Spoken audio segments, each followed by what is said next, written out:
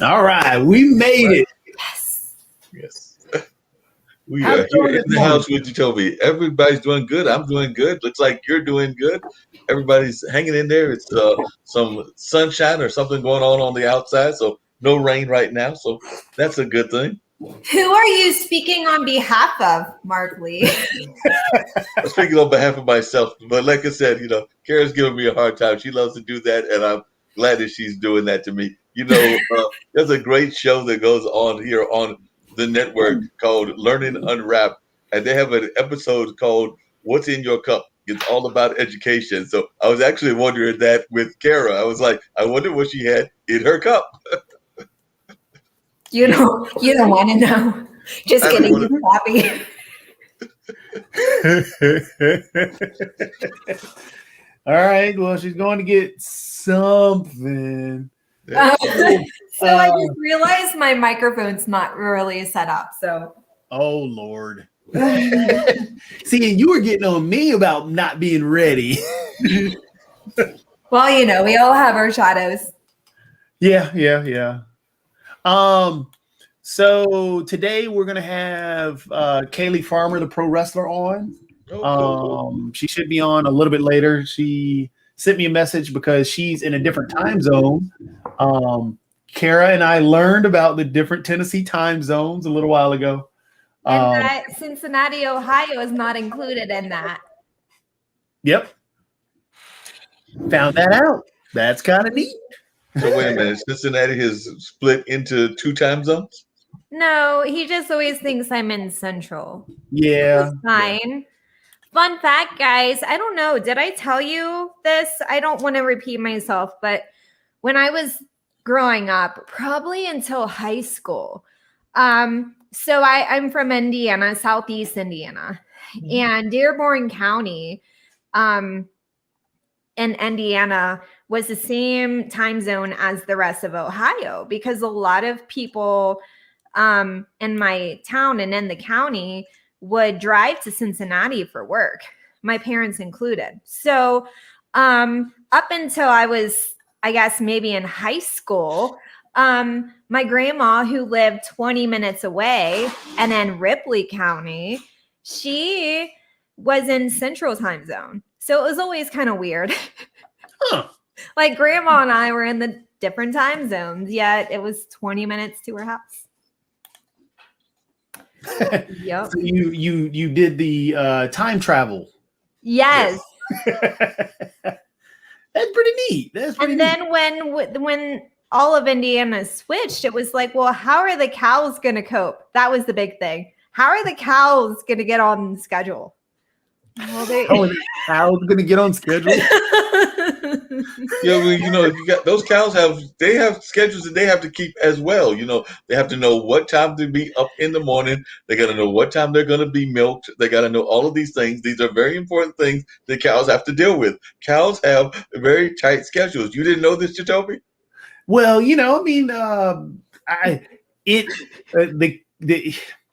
cows have important things to do. They cannot turn them down. It is utterly impossible to resist. So Toby, he also has some moments, is an improv person and a comedian, just showed us one of his bad jokes, not one of the good jokes, but he did. There are more to come. There are more to come? Yes, because I keep reaching over to that bovine and pulling them off. Just milking the opportunity for horrible jokes. Yes. Horrible jokes. I'm just waiting for him to find a way to incorporate, that sound that cows are supposedly make into a joke. Because I know Jacoby's going to find a way to get moo into a joke sooner or later. So I'm just waiting for it. Not going to use moo. That's too obvious. That's way too obvious. I mean, everybody uses moo. All the shakers, all the movers, I knew it was coming. Yes, they do. I knew it was coming. Yes. You're welcome, online world and podcast land. You're welcome. Yes. We provide you some great humor and all of that going on in the morning and everything. Um, like I said, I grew up in a rural area as well, so I know about some of those animals. Because actually, I don't think that Karen knows this, but I had at one time a goat that was supposed to be a pet goat and everything. Was actually supposed to be for a real purpose. It's supposed to be there for like being used as goats are used for either meat or for milk and other things, but Billy didn't really feel like that. So Billy wound up being a neighborhood goat. So, and actually, I think the goat's name was Kissy, if I remember correctly. So Kissy might have been the goat's name, but definitely it was a goat that we had in the neighborhood of Warren County. And speaking of wrestling, folks would come to the house because they knew that the goat, who was a male goat, would wrestle them. So we had lots of kids that were our neighborhood friends that would come and come to the house to wrestle the goat. So, like I said, this became almost like a routine in our home town of Warrenton. So folks would come. So there's Indiana rural and then there's North Carolina rural. I mean, Lord, where you live where you just, hey, everybody, let's go on out here and wrestle the goat.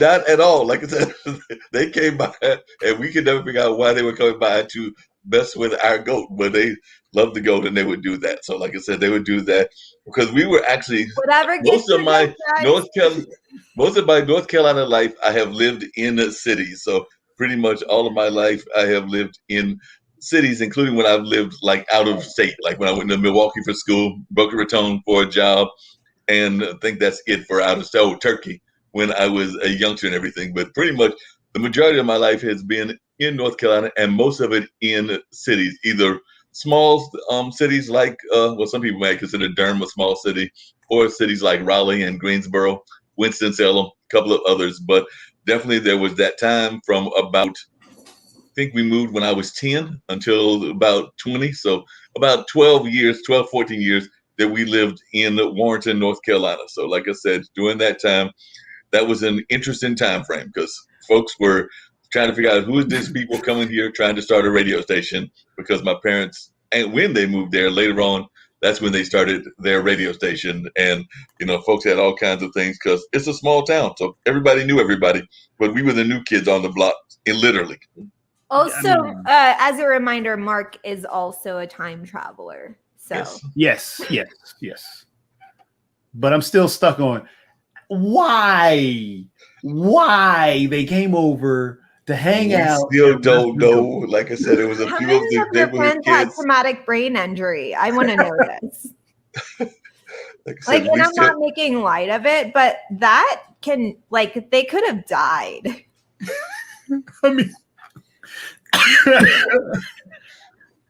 like I said, we still could not figure it out. Maybe one of these times I'll bring Malik on, and maybe he can explain to me why some of his friends and maybe one or two of my friends and others decided that the goat was perfectly good routines for being wrestled with. Because to this day, I still don't have any clue. Maybe I'll also bring my dad on, and maybe he can explain it to me. Because but then again, he'd also have to explain to me why he loves turtles. Because, like I said, he's big into his turtle collection and everything. At this point, I really want to know your parents, so I know how Mark Lee became Mark Lee. I'm so curious about this. I really just want to sit down for a virtual coffee and be like, "Hi, Mark Lee's parents. Let's talk. Let's talk about this. I have questions." And I'm sure they would have answers. I mean, Jacoby's actually, I think, met at least one, if not both parents, but I know that he's met my dad because my dad is a fairly well-known artist here in the area. Jim Lee has done some art here in this area. So I think Jacoby's at least been in the same space with him if he hasn't formally met him. Yeah, I think so. I think so because you're like, why are there two Mark Lees standing in front of me? Yes. And neither of them has a goat. I'm stuck on the goat.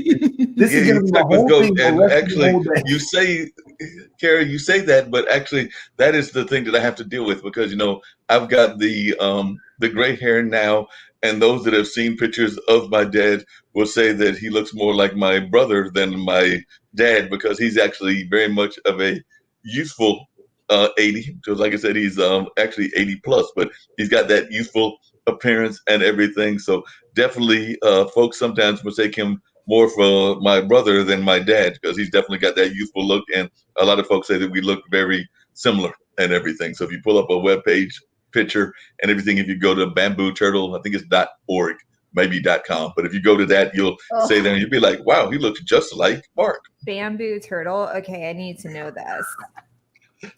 I guess while you're looking that up, you guys saw the story where since we're in this still youth thing, the story I sent you guys about the one kid who, the 17-year-old who was making, $600 some odd $1,000 from playing Fortnite, and that he played 10 hours.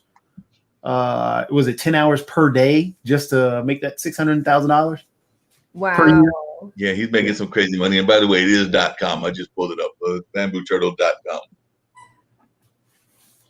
Can we get that kid on so we can talk about his hustling skills? That's pretty amazing. Well, and his gaming skills, obviously. Now, remember, he started out young, but I mean, my curiosity is, how does that affect him? Because I mean, it's a good thing he's making money, he's doing his own thing, but how does that affect him mentally? Because he's in a high pressure environment.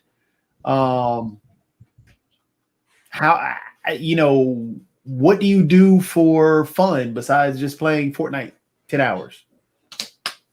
That is crucial because in your teenage years, and I talked about this last week, but your teenage years are all about establishing identity. And if your identity is to be a hustler, and video games and all that, then you're not allowing yourself to have an identity outside of that. And sometimes it can, be good to have that strong identity of I'm going to make moves, I'm going to do this. But I am curious. I'm just curious about just talking with this young man in general and just getting to know his story and getting to know about him because and how it is affecting him. Yeah, I think Chris to know that as well. Jacoby, the internet is a wonderful thing. So while y'all talking about young entrepreneurs, I just typed up youngest entrepreneur in the world. And apparently the youngest entrepreneur in the world is somebody named Hillary Yip. Hillary Yip at age 15. Hillary Yip is the youngest CEO in the world.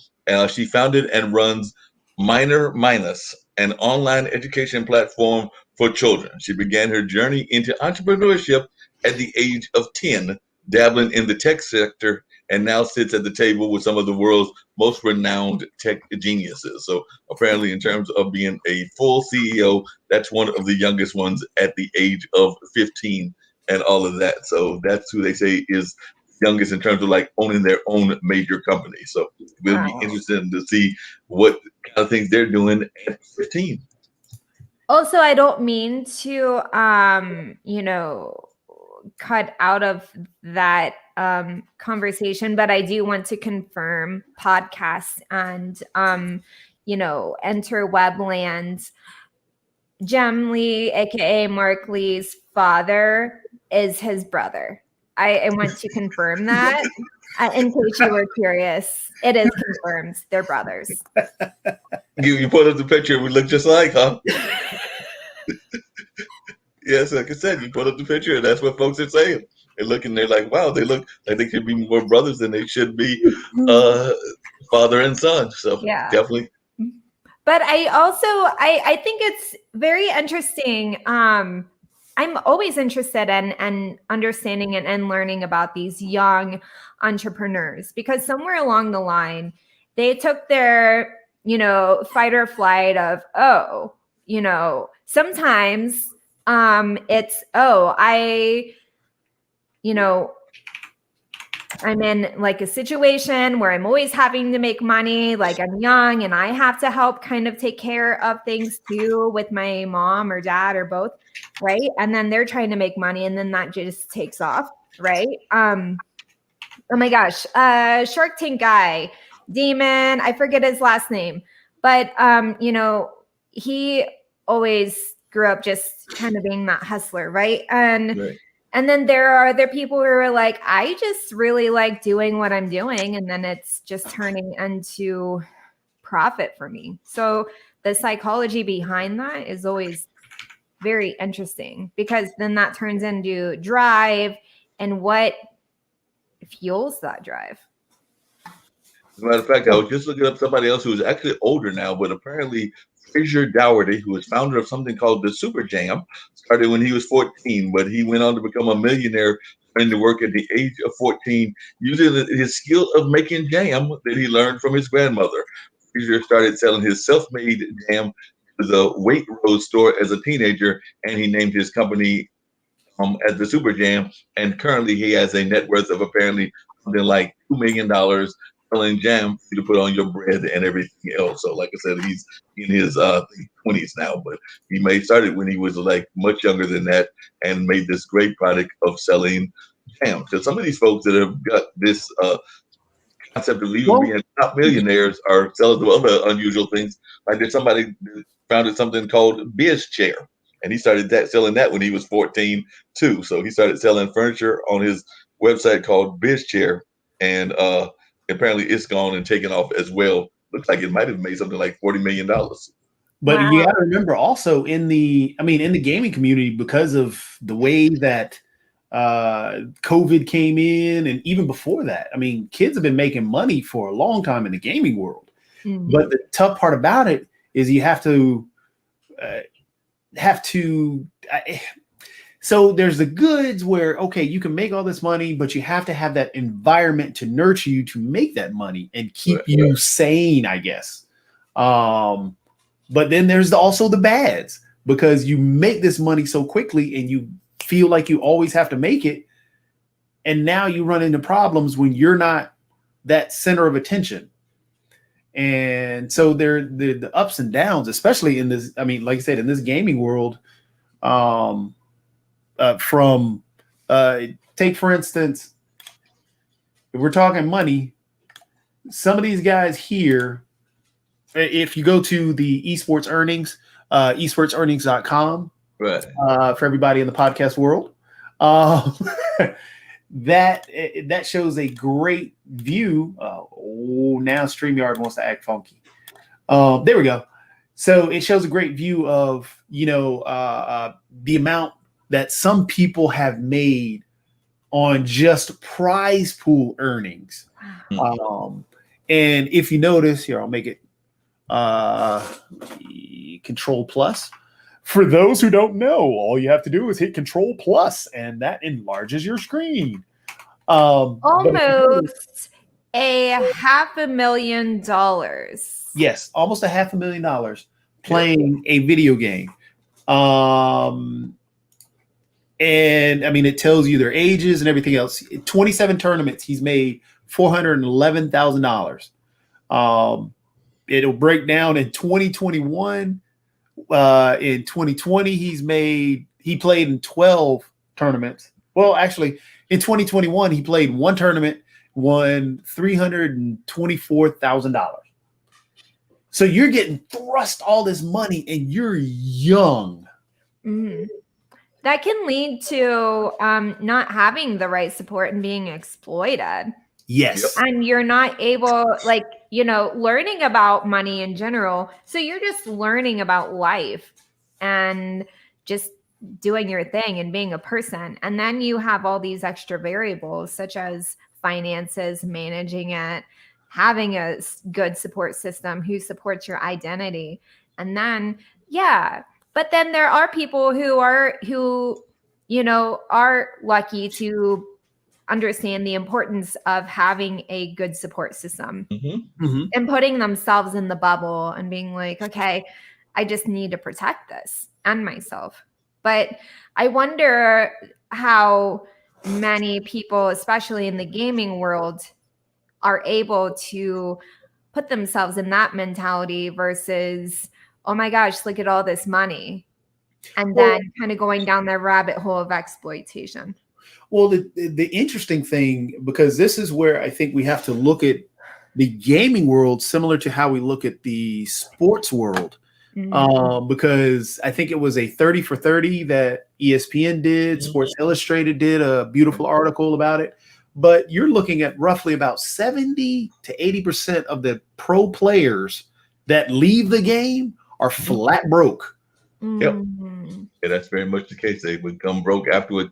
And there have even been like some millionaires. We know the story of the lottery winners that get all of that money, and then everybody and their mother and their aunt and their cousins come after that money, and then they go broke as well. And of course, there have even been some successful millionaires that have gone broke as well. So definitely, you gotta have those life skills that both of you are talking about. That's very important in all of that. I was actually just seeing that one of the folks came up with an idea to become rich and famous at a very young age with something very common sense and everything.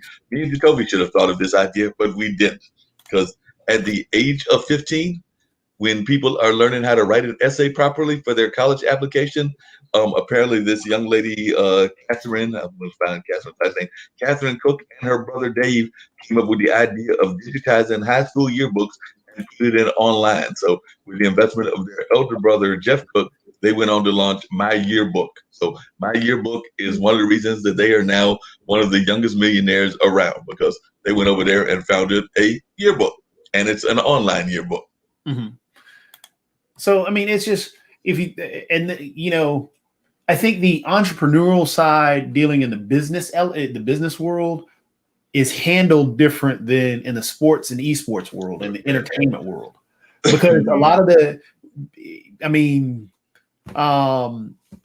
the players, when they go broke, and you've got to look at the average NFL career is roughly about 3.5 years, average NBA career maybe about 4, average Major League Baseball careers roughly about that same 4-year career. But the thing is, they're still making money and stuff like that.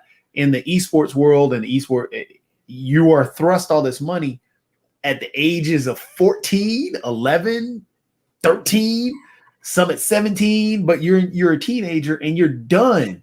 If you get money by the age of 14, your pro career may come up ending roughly at the age of 17, 18, maybe even 20. And you're in the limelight from the age of 13. How, with all this money? I mean, it's just there. We're about to have even more of those, though, because on one of the earlier shows today, Nick Palveda, one of our founders here and everything, and definitely does the show Lawyers Den, was talking about the fact that there is an antitrust suit that's going on with the NCAA, and it looks like the students are going to win, which means that Nike and other people will be able to directly pay the college kids. And those college kids are around that same age that you're talking about, Jacoby. So they'll be able to get a direct contract at the age of like 17 or 16. So, when that whole contract or that whole lawsuit and battle all started way back when the O'Bannon brothers were in the NCAA tournament, and Electronic Arts was making, and this is why Electronic Arts doesn't make a college basketball game anymore or a college football game anymore, because that lawsuit took it all away. Because the battle over being paid, battle over money, using naming rights, using likenesses. But yeah, that was an old thing that has finally come to fruition for the kids in schools. Yeah. So yesterday, it was either yesterday or the day before, and it goes in line with just, kids making money young. I read this interview with Christina Aguilera, who is a couple years older than me. She just turned 40 in December. I will be 37 next month. And so I grew up with her, in high school, Genie in the Bottle and everything.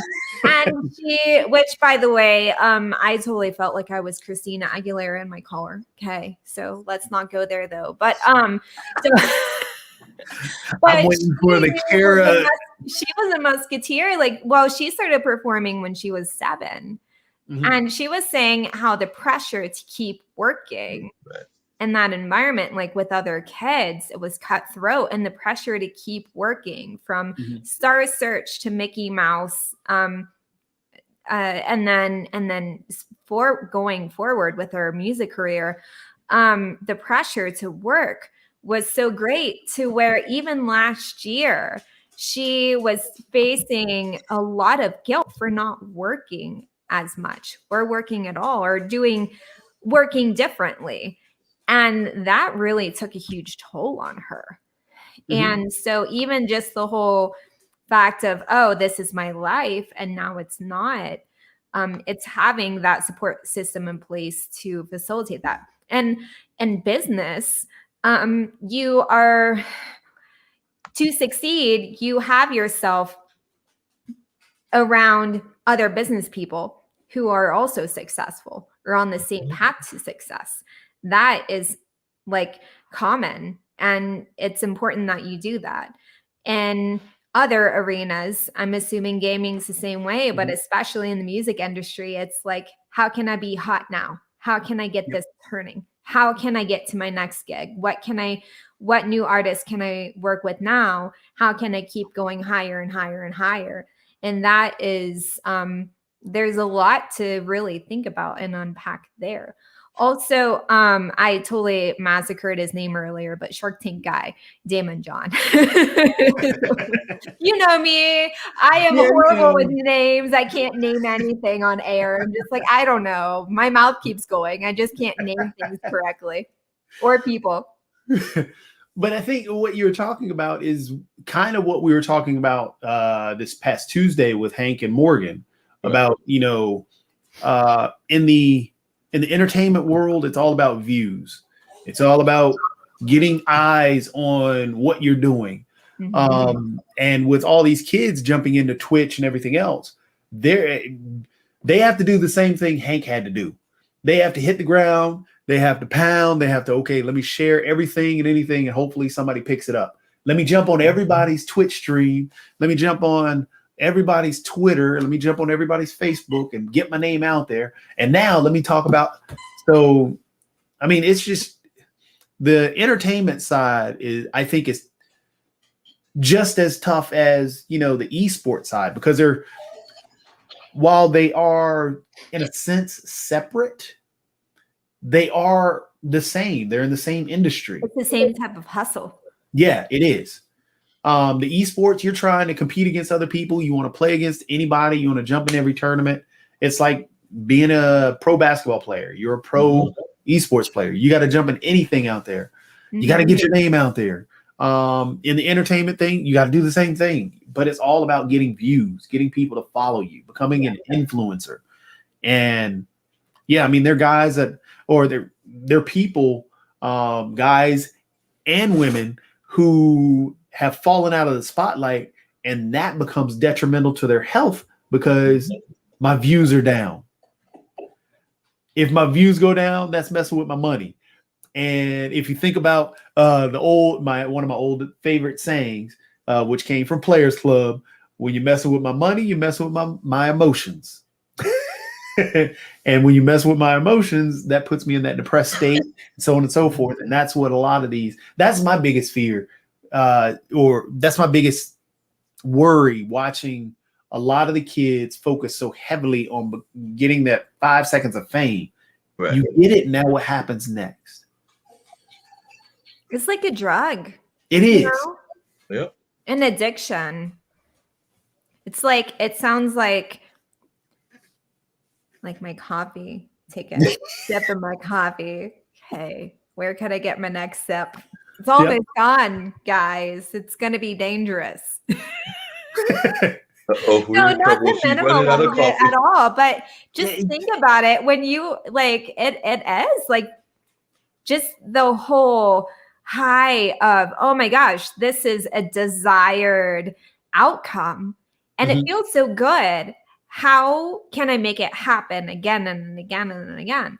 It is different. And the more media and entertainment industry versus just regular business.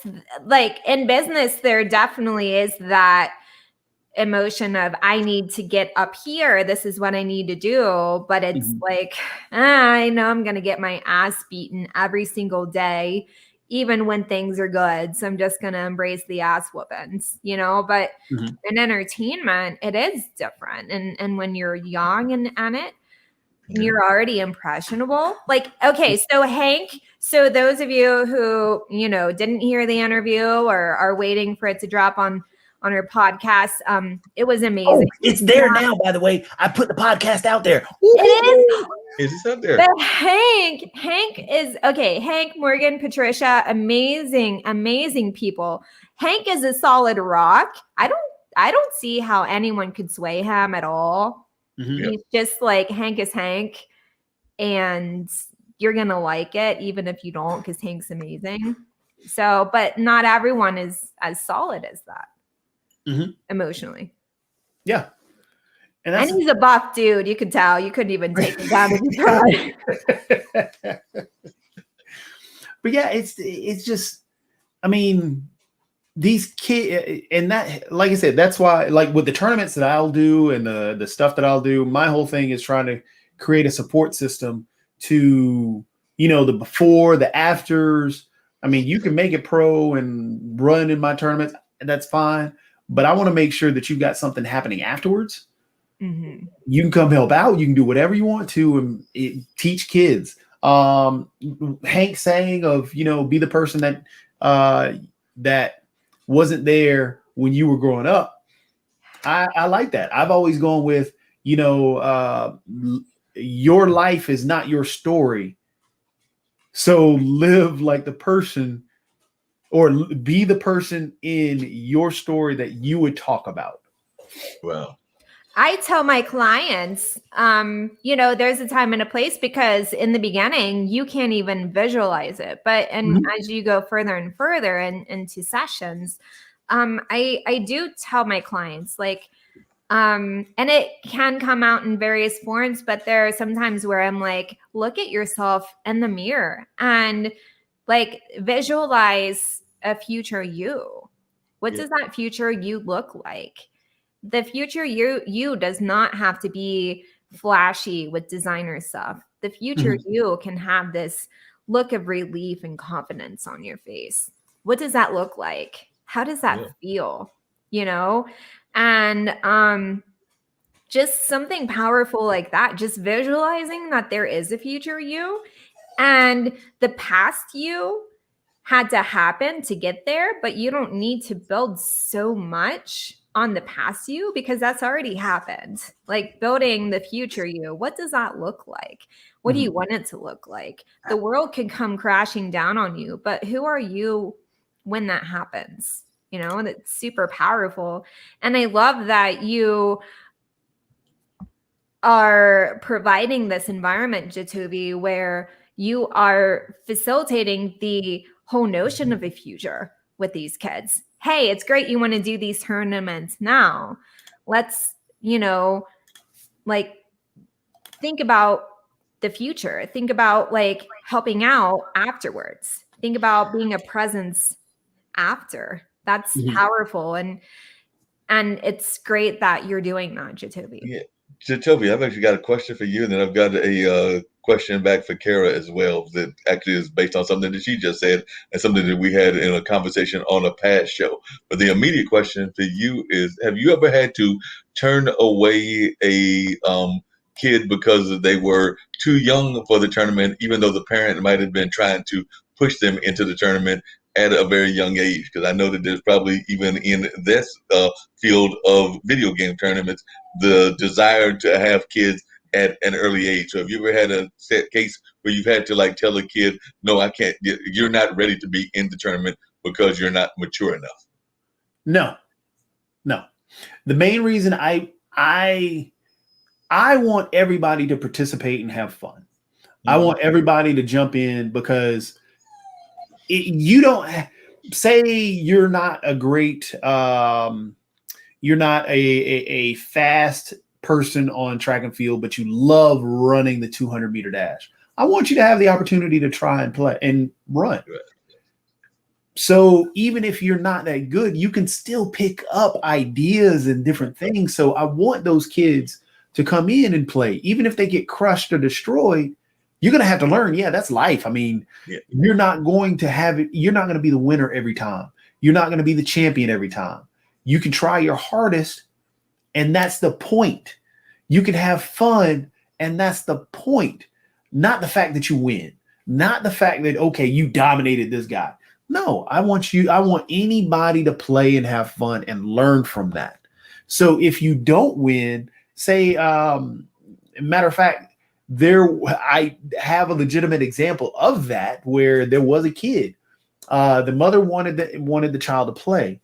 The child was nervous about playing. Mm-hmm. The child was afraid of playing. Mm-hmm. But and that goes for even at some of the other things that I've done and dealing with kids.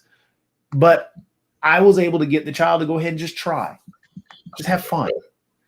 Even though you didn't win, guess what? You got better because you got over a hurdle that you placed or that has been in your life. And now you know how to get over that hurdle in other ways now. So instead of just, hey, I can't play this game because I'm so afraid people are watching. Okay, I played this game now. I'm afraid of speaking in front of people. Well, I was able to play a game and live. Now I can speak in front of those people and do the same. So it's a hurdle. It's those mental things that I mean, I could be wrong. Kara is the expert on this, but I mean, I could be wrong, but that's the way I view it. And that's why if there's a child that has any interest, any idea that, hey, I want to play in a tournament. Okay, come play. Come have fun. I stink at, for example, I suck badly at playing Fortnite. But I will play with everybody. I will play with a pro. I will play with a person who stinks as well. Yeah. Because the point isn't the actual dominating the game, especially at that point. The point is just playing to get over a hurdle and to have fun and learn that you can just have fun with the game rather than just, I've got to win. I've always got to win. And that's, again, that ties into why my biggest thing is I'm always afraid of these kids seeing, okay, Ninja gets all these views. If I'm watching Twitch right now and I got no views, nobody's watching, am I that bad of a person? No, you're just fine. Yeah, you just fine. It just means that he has a huge marketed following and people are seeing him more. The more you're out there, like you said. And by the way, never diminish yourself, Jacoby, because you're like, oh, Kara's the expert. Oh, sorry, I have a dog fight going on. But no, like, okay, so I feel like you just like, ever since you were baby Jotobi, you were this like dad figure or this wise soul. And I love how you just have a healthy approach at life. Mm-hmm. You just are a very awesome and like emotionally healthy person. Like I'm sure you have your crazy, which is like we all have our stuff, right? But right. I love that you are like, hey, just do it, because just the sheer fact that you're trying, it may make you want to do that again. And if you are in a supported environment, and you're providing that supportive environment, then people are more likely to come back and want to try again. And there is a lot to be said of, even in the space of, you're starting a business and you're trying to get exposure. You're starting out, you're small potatoes, nobody knows about you. So how can you make people know about you if that's your goal? But if people aren't noticing you and that's not your goal for people to notice you, it doesn't make you any better or worse of a player or of a person. It shouldn't tug at your enoughness. It's just the nature of the beast. And Ninja just happens to have a lot of followers, right? So it's great that you provide that supportive environment for people to make them feel like they are ninja in their own right. Like, hey, I did this today. Toby's just amazing. There's no doubt about that. One of the things I was going to ask you, Kara, and everything. Podcast world, I just paid both Kara and Mark to say all of that. Yes, you did. Yeah, so we appreciate that. So, Okay, first of all, I don't see anything in my bank account, so now I didn't either. So I'm kind of disappointed. She's got to do. You've got to do better than that. Got to do much better than that because I'm not seeing it in my bank account either from Jacoby. So I don't know where this mysterious money is coming from right now. Yeah, so I checked mine a minute ago and I did not see any PayPal from Jacoby. So I'm not knowing what's going on. So I think that is a misnomer that he's putting out there. So if he's got a check coming, please let us know. So podcast world, we will be, and Kara will inform you if that happens. But right now it is not happening because both of us are slightly disappointed that we both looked and have not seen that happen as of yet. But Kara, on one of our other shows here on the network, there was a young filmmaker. She is 16 years old, and she sometimes has to be in front of her whole crew that is much older, and she has to be the authority figure and all of that. You are a life coach, and you are in your, like you just said earlier, in your late 30s and everything. So when you have to be a life coach to folks that are older, what kind of advice would you give to that 16-year-old that's in charge of a whole crew of folks that are like in their 50s, 60s, whatever age that they're in and everything? And how do you handle it when you have to life coach somebody that is older than you that might try to diminish the fact that you don't have their life experiences, even though you're a life coach? So I think it is just knowing your role at all times. So if you're in someone's space, Right. And okay, so perfect example. This is Gamers Den, but this was started by Jacoby. So in my mind, Jacoby is the host, and Mark Lee and we are co-hosts. So yes, we do say our piece, but ultimately I find it very important to know my role and be able to support Jacoby in the conversation that he wants to facilitate here on the Gamers Den. And, we take that very very seriously here. And and health coaching and life coaching, because I can do both. I'm certified to do both. People come to me to be the health coach and the life coach. So sorry, again, dog fight again. They're about to go in timeout. But so then, they're coming to me. So I am the authority in that, right? If I were to go to the other person, and let's say the other person was a business owner and I went into their establishment, then they are the business owner and I am their customer. So it is all about knowing your role and being comfortable and secure in that.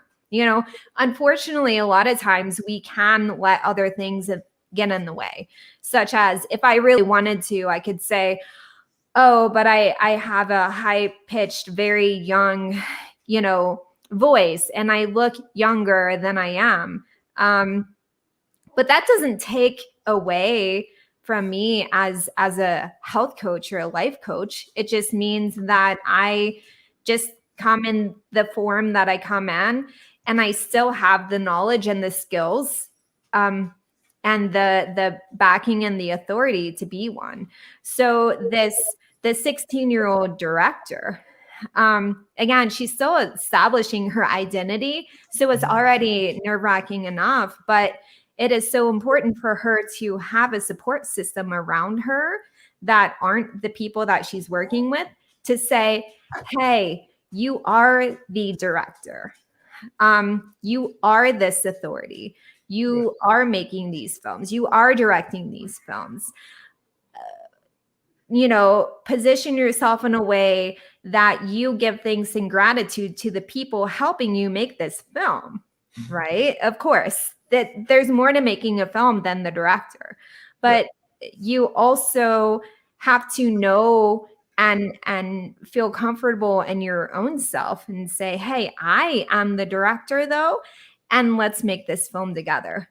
It's equally tough when you're a woman though, too, And you're not a tall, strong looking woman. You're just, if I don't know this director, but for me in my own life, I used to be very discouraged when people would treat me like I was super young because that's how they perceived me. But if I carried myself in the way that was like, hey, but this is me, this is my role, this is how I'm carrying myself, then it doesn't matter what they think. And then there are always going to be people who try to take advantage of that because they have their own ego and they're like, but I'm 50 some and I have 20 years of experience in this role. Like, okay, that's fine, but I'm the director or I'm the person here. And you can either respect it or we will not work together. That makes a lot of sense. People have every right to do that and set those boundaries. So whether it's in the gaming world or professional world or even in life, always own yourself and who you are and how you contribute. And if people don't respect that, you have every right to say, you don't belong in my space. We cannot have the same space together because you're not respecting it. Yep, very good point and everything. Jacoby, the thing that I didn't add about her and everything was that she's actually also has the added aspect of being as she put it, a Chicana. So she is definitely of the Latin background as well. So it's a 16-year-old Chicana filmmaker, and she actually has the backing of, and I have a sneaky suspicion when I looked at the interviews afterwards of who this person is, but she's also got the backing of a major Hollywood star. So she's actually got somebody that is older that has also got her back and everything. So there's an older star that is actually like backing her. That's pretty awesome.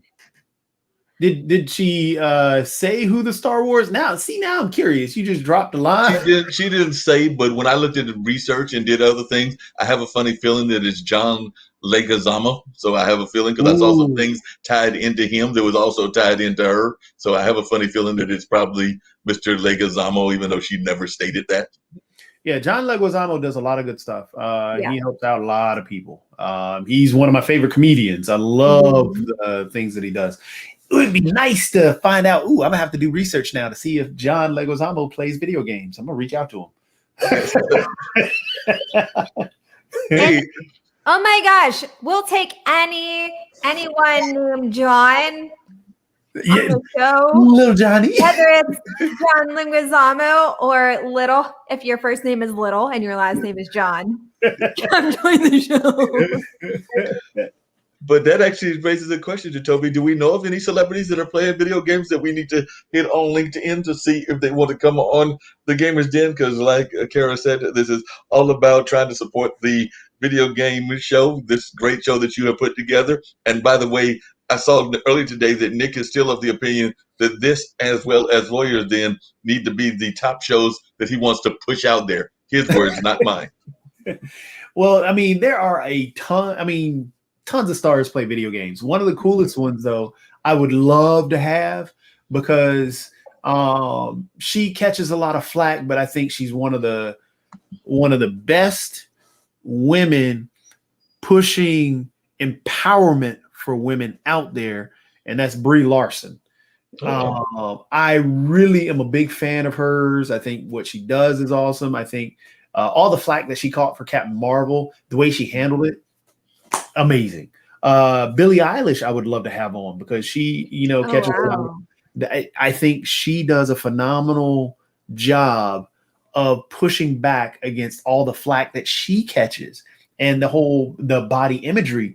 I think she did a phenomenal job with that, and the way that she can empower not only herself but other women and other men to be proud of who they are and what they look like, and not stuck in that mindset of, okay, I've got to be this Barbie doll, I've got to be this Ken doll. No. She also does a good job of, I'm also figuring that out and how that feels, owning it. And that's what I like. That is one thing I do like about her. So yeah, I would love to have Billie Eilish, but the big thing about Brie Larson is, I mean, again, that whole women's empowerment side of things and the whole personal empowerment side of things that she preaches and that she pushes out there. Phenomenal woman. But what's really cool is she just released, or they just released a. She's a big time Fortnite player.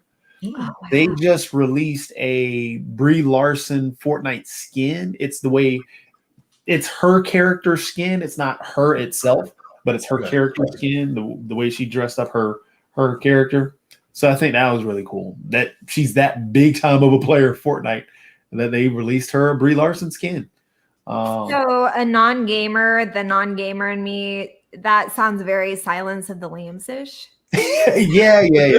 So since we're gonna Put the stay lotion away on the from, skin or else it gets the hose. we're gonna stay away from Clarice. So a skin for the non-gamers basically is a texture that's placed upon the character or the item that they're using to make the character or item look different.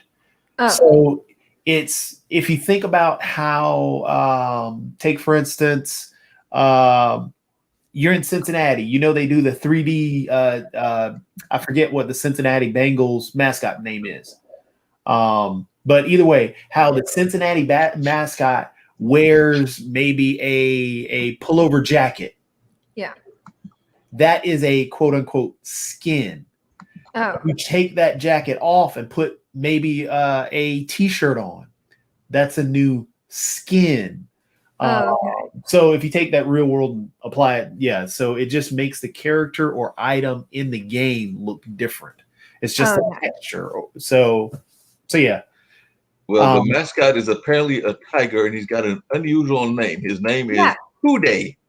Oh, yeah. Yeah. Oh, okay. See, I know these things. I just don't know that that's what that is. Because I always say, yeah, Houday. And then it is a Bengal tiger. Yep. Yeah, because we're Bengals.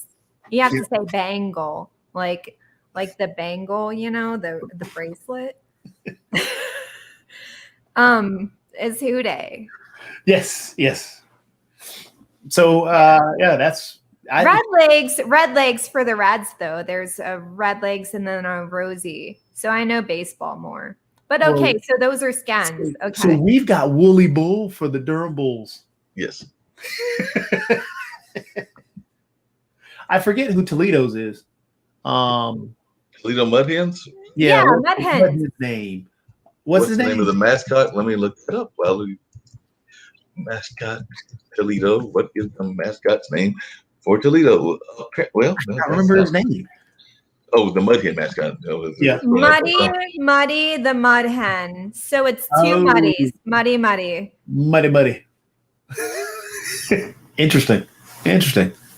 It's pronounced unusually because it's spelled like Madonna almost. I don't think Madonna's a mascot though.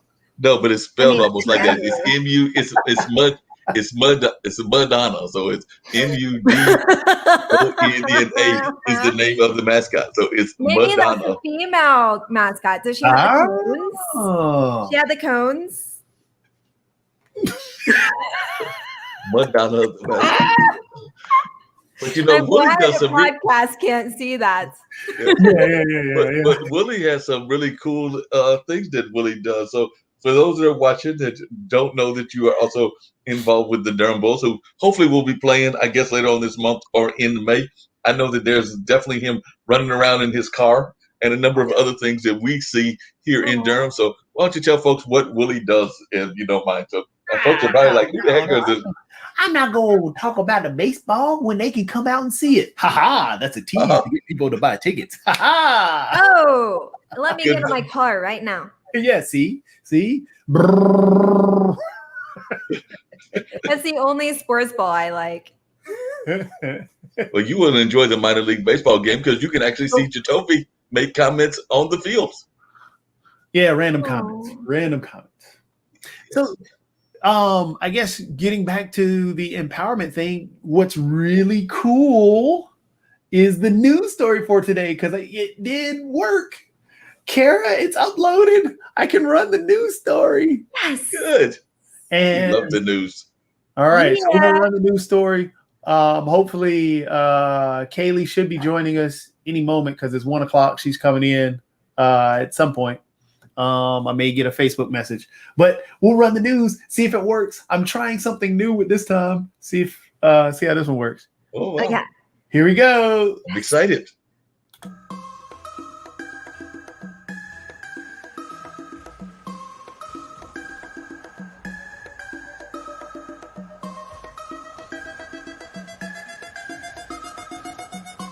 Tampax announces plans to host the first ever Tampax Gaming Fest live on Friday at 8 p.m. on Twitch via Kitty Plays channel and across VENN streaming channels. The event will host a virtual panel featuring gamers Catherine Gunn and Rummy Wang, along with Aaron Ashley Simmons and Kristen, aka Kitty Plays, as moderator. In addition to the panel discussions, all female identifying Valorant teams, TSM, CLG, and Dignitas will participate in a live tournament on Twitch alongside a fourth team of skilled amateurs brought together by Tampax. We, Tampax, were happy to learn so many talented female gamers are fueling the growth of esports, but concerned that many in the community still consider period conversations taboo, says Camille Zanizer, brand director of North America Tampax. We're excited to support these extraordinary players and help break down period stigmas through an event that will unite them, foster their continued success, and inspire future gamers.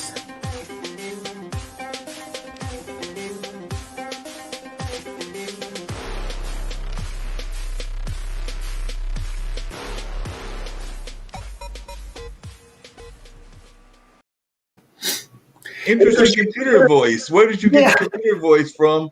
And also, I think I heard you say, at least, because it was the computer voice, so it was somewhat distorted, but I think I heard something about Kid and Play, and I'm wondering if that's the same Kid and Play that I'm thinking about. No. So actually what it is, I should have listened to it before I posted it. Hey, it was interesting. That the computer voice came from an application called VoiceMod. VoiceMod, of course, does exactly what it says. It changes your voice. So I was able to do the Acon to whatever style voice modulation. So I can make it sound like a baby if necessary, or whatever else is out there. So it doesn't a whole different set of voice modulations that you can choose from. You can make it sound super evil if you want to, which is pretty cool. So I need to test out some other voices with it. But it sounded like oh my gosh, I still can't think of it, but it's like a cross of like Matthew McConaughey's Mud character, and then I don't know, this one I keep thinking it's like almost a horror movie voice, but not really, like maybe a dark comedy. I don't know. Either way, it's very interesting. And I like, okay, so real quick, can we talk about that nugget of news regarding Tampax and how they're a sponsor? Oh yeah, let's go Can to we it. talk about that, boys? Are you squeamish? Yes. Can we talk about that? We can talk about it because that's why, again, all this stuff. I found that news interesting, and this show is about, hey, we have to talk about the hard topics because we got to break down those barriers. I'm a black guy, so we're going to talk about race here and there. You're a female. I need to know a woman's opinion. I need to be able to listen to women and to be able to support them better. So yes, squeamish, whatever, speak on it. When I first heard the weird, dark, creepy voice talk about Tampax sponsoring, at first I was like, really? Are they try, like I thought maybe it was a novelty thing, but when it was explained more that it was just bringing awareness, because there is that stigma, only because it is commonplace for like we were talking about last week, how there can be good intentions with bringing women's issues and women in the forefront, and then it just comes across weird, because you can definitely tell that it was developed by a man, and you're like, well, this is weird. But how it was explained, though, I think it is great, because there is that stigma of periods and women, and it's a stigma because you guys don't go through it. Me, it's commonplace. I've been dealing with this most of my life, and it's commonplace, but it's still somehow taboo and squeamish. But without them, we wouldn't have babies, or populations. So it's good that there is something like sponsorships, and that they are created to bring awareness versus being kitschy. And I think that's one of the big reasons why I thought that was a great news story itself, because it boils back down, to me, it always boils back down to representation matters. Yeah. And if there's no representation for, women play games, if there are no female products in women's gaming or being represented in women's gaming, why not?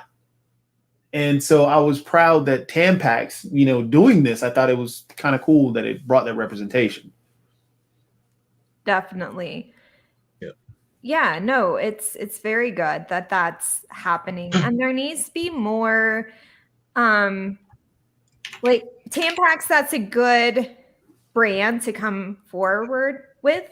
And there also it would be cool to have more low-key brands that are female led or catering to women, so that it doesn't feel so, I guess, abrasive to some men, like, Tampax, So yeah. I mean, but I thought it, yeah. So awesome. I mean, I completely agree. I was gonna. You had asked. You thought it was Kid and Play, Mark. It's actually Kitty Plays. So Kitty Play. I got you. Yes. So this is her actual stream, and there we go. So she has her own Twitch stream. She, I guess, with the 1.1 million followers, she's able to put out all these different, gaming shows and stuff, just like everybody else. But she has a good following, and so Tampax is, I guess, they're doing their stream mainly through her, which is going to be cool. I think it's going to be really cool. This may sound very unusual, but I was just looking up things around this sex education and everything, and actually stumbled across a very interesting article in Salon that was actually written, it looked like last month. But apparently, with everything going on with COVID and everything, STDs are actually rising among our teens. And Salon actually has an article asking whether video games can help. So they're saying that as the pandemic has driven learning online, some sex education game developers think that this could be their moment. So apparently they're finding that this could be a way that we can use video games to deal with a very serious topic that is going on in the world and all of that. So this is something that is going on globally and everything. So definitely they're saying that the push to gamify sex education is part of a broader movement to deploy video games in targeting health issues ranging from depression to tobacco use. Proponents tout the games as cheaper and more accessible alternatives to the traditional small group discussions typically held in schools and clinics. And while relatively few randomized controlled trials considered the gold standard for research have been performed to test the efficiency of game-based intervention, the ones that have suggests that virtual sexual education, and in particular video games, could be at least as effective as traditional methods in promoting things like STD testing and condom use and a number of other things. But definitely, that's just an interesting article that apparently came out last month that they're looking at possibly, and then finally the gaming industry is being very much involved in this as well. Yeah, I mean, games. That's again that part of why the show is the show, because games have to. We have to get out of the mindset that games are just sitting there and the kids just watch a screen and aren't learning anything. They're learning in the game, and you can utilize that game to teach them so many things. From, I think at one point we had talked about languages. You teach kids languages in a video game. You can teach kids anything in a video game, because if it's enjoyable, they're going to play it. You forcing them to play a game that they're not going to enjoy, they're not really going to pick up anything. But say, for example, if Fortnite puts in a Spanish translation mod where kids have to now speak to somebody on their team in Spanish and they have to learn particular words to say, they'll pick it up in a heartbeat, because, okay, I want to win Fortnite. You've got a huge player base, and you know what? They're going to pick it up. Same thing with League of Legends. League of Legends, they talk about how it's related to chess. The most related to chess. It's a strategic game. It is a very strategic game. I wouldn't say that it's most related to chess, but I mean, there's a lot of intelligence that goes behind each and every game. But League of Legends, you have to learn strategy. You have to, every game you learn strategy, but League of Legends, you can learn the art of war and all this other stuff. I mean, there's just, it's just that people are stuck in that mindset that it's only a bunch of kids sitting in the parents' basement playing. It's only a bunch of kids who don't really have anything to do that are antisocial. No. Games are for everybody, and they can be used to teach kids so much. They can use to teach adults so much. Yeah. No, I couldn't agree with you more, because as I was continuing reading the article right here and everything, one of the things it says was that in early 2020, so that would have been last year, the Play to Prevent Laboratory began pilot testing a new game called Play Test, specifically aimed at boosting rates of HIV testing among adolescents. Modeled after Play Forward, the game allows players to go through the HIV testing process in a discrete virtual setting before having to do it in the real world. The hope, says this particular person, Phelan, is that it will ease some of the intimidation of traveling to a health clinic and talking about sexual health. So it seems like they're using it directly. And by the way, one of the researchers, we're going to have to reach out to him, because apparently one of the researchers that was involved in this is over there just down the road from you and me, Jacoby, because they're in North Carolina, right at UNC, because it says efforts to deploy sex education gaming intervention can also run up against funding roadblocks, said Lisa Hightow Weidman, a professor of medicine and health behavior at the University of North Carolina at Chapel Hill. She knows that federal grants typically go to support the development of gaming interventions, but not the cost of distribution and maintenance, which must then be borne by the private sector or by cash-strapped states and local school districts. So they also are running into what we talk about here as well, which is that it's a great idea, but then they got to find out a way to distribute it and also have it maintained. And sometimes the private sector and I guess the states and the school districts don't want to foot the bill. I mean, money is a roadblock for a lot of stuff. There are a lot of things that we could get done, but money becomes that issue. Which is sad. And Planned Parenthood and women's rights with our bodies, states are increasingly policing and controlling that and shutting things down. And there's not enough education with men too, young men, on their own bodies, and STDs are actually on the rise. Because, especially in the 90s, like with TLC, condoms were all the rage, even just to have them around, because they were putting them under their glasses and everything. And, just the whole awareness to cut down on AIDS prevention, there isn't that going on now. And it's not, people are always growing up. They're always, it's not that you can just have a campaign in the 90s and then everyone's set. The topic around being safe and sexual health and reproductive health, that needs to happen all the time. And generations need to carry the torch. And, not only is like STDs, they're on the rise for young people, but especially, older generations too, because it's like, well, whatever. And also there's this notion that, oh, I can just take a pill for that or whatever, or I'll be fine. And especially with legislation cutting down on rights to abortions and access to medications and tests, because Planned Parenthood is a more affordable option if you don't have insurance. And so just having that awareness is key. And if there can be video games around that, that's even perfect, because there are even apps for women now where you can track your period. You can get lower cost birth control options, testing, access to HIV, tests, whatnot. But there needs to be more of an awareness and acknowledgement and conversation around it.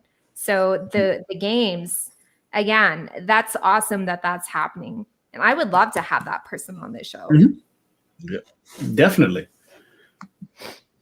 I mean, with the scary, I guess the scary part when you were talking about how legislation and everything, which is so true, it's Handmaid's Tale. Right. We're making Handmaid's Tale a documentary. You don't have to tell me, Jacoby, but maybe some of the podcasters, they're not aware it's very Handmaid's Tale. It's just so freaky just watching it, and then you start to see commercials. I mean, I know it's not related. It's actually a drug company and it's something completely different. But then, hearing about legislation, the next thing you hear is Gilead. You're like, okay,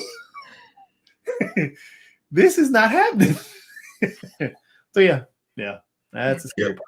Yeah, I'm glad y'all mentioned Handmaid's Tales, because I actually just saw an article about it featured Handmaid's Tales, because I was doing some sorting and filing and all of that, and ran across the article about a famous cases right here in Durham and everything, that being the Peterson case. But I had forgotten that same house that Mr. Peterson and his late wife lived in before the murder and everything, that was the same house that Henry Louis Gates lived in, and while Henry Louis Gates was living there, that's where they filmed Handmaid's Tales, because that's the same house that they filmed Handmaid's Tales at. And it's also now apparently owned by somebody that's a psychic. So apparently a psychic lives in that house now, which I'm sitting there going like, wait a minute, this house has been used for Handmaid's Tales, and it's also been used, was a murder site. I'm thinking that psychic has got a whole lot of psychic energy that he's got to deal with in his house on a regular basis, because just those two incidents alone, not even to mention Henry Louis Gates, is a lot of psychic energy just in that space. Yeah. What was that? Were you drumming, Jacoby? I was. There was a lot of nervous energy there. That's my freak out drum. That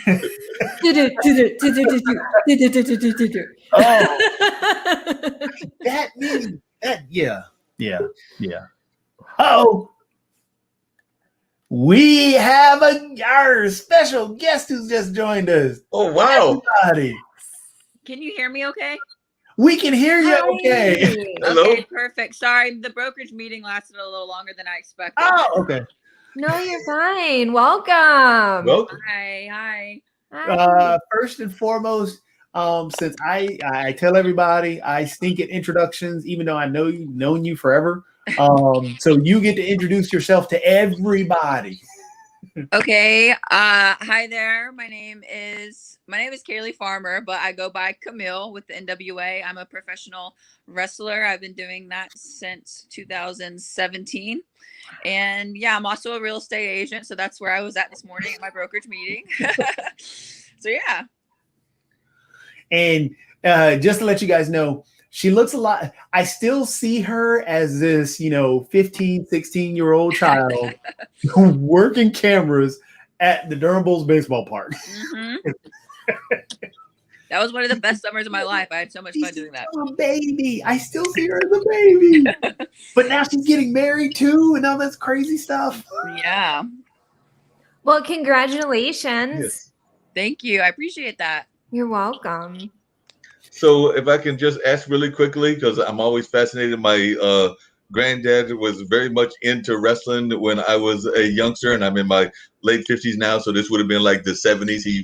Matter of fact, my mom and my aunts tell us that they remember that if there was a baseball game on or wrestling, that we were not to ever touch the TV because that meant that you might get something broken if you tried to change it away, even for the comics and all of that. So that being said, how did you manage to get into NWA? I know that there was a wrestling league here called ECW, I think East Coast Wrestling. So I don't know if you came in through that way, or how did you even discover this love for wrestling? Were you that kid that had a grandparent or a parent that was also into wrestling, or how did you just come about this love of this non-traditional sport for, Yes, well, right. there've been more women in the sport lately, because I know there's a whole women storylines now, but it used not to be that way. Yeah, for sure. So I just grew up watching it with my dad. He was a huge wrestling fan, so it was always my dad and my older brother. We would watch it together. And then when I got into like high school, I stopped watching it, where most people, that's kind of when they do stop watching wrestling. And I went to college, I got my degree, and I tried to have, like the normal office job after college. And I was like, this sucks. It just was not for me. And so I went back home. I did a whole bunch of other things, and eventually I landed back home for a little bit. And me and my dad, we went to what's called an independent show. So there's like these big companies, WWE, Ring of Honor, AEW now, NWA. But there's also independents, which are just kind of like, I would compare them to like mom and pops wrestling shows. And so we went to like a mom and pop wrestling show just in the boondocks in the middle of nowhere. And it was really bad. It was really, really bad. But it was so fun. Like even though it was terrible, I had a great time watching. And I just remember I woke up the next morning and I was like, oh my God, why have I never thought about this? I used to act when I was younger. I played sports my whole life. Like, this was made for me. I can totally do this. So I just opened up a laptop and Googled how to become a professional wrestler, because, I didn't know it. Like you said, it's very strange unless you have a family member that does it. So I just Googled how to do it, and I found that you needed to go to school, a wrestling school. So I found a good school in Florida, and goes from there. Oh, wow. Oh, there's me killing someone. Yes, it did a good job of killing somebody. Yeah. Oh, my. Yes. Now, one of the things that is always fascinating me about wrestling, and like I said, my granddad was big into it.